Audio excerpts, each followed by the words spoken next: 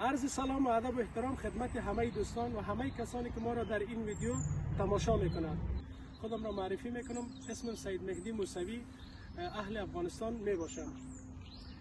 مایان اهل افغانستان سوریه بوده و در حال حاضر ساکن کشور آلمان و شهر هامبورگ می باشیم.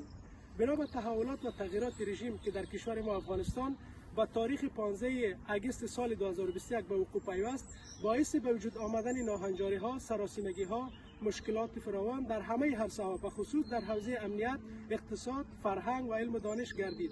من جمله نادیده گرفتن حقوق کودکان، زنان، مسدود بودن مکاتب و دانشگاه‌ها در روی دختران می باشد.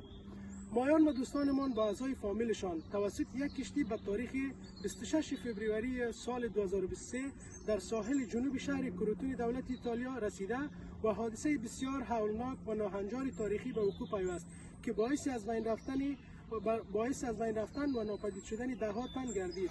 از آن تاریخ تا به حال 1 سال گذشته است و بازماندگان همان کشتی در حال حاضر از اوضاع بد روحی، جسمی و نامناسب بودن مکان بود و باش گذراندن در کمپ ها، تکمیل نشدن اسناد و مدارکمان قرار داریم.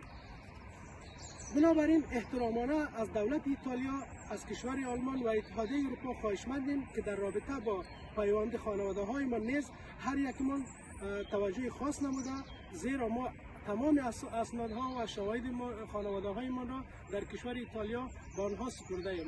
بنابراین خواهشمندیم از همه شما که با ما همکاری نمایید. با تشکر.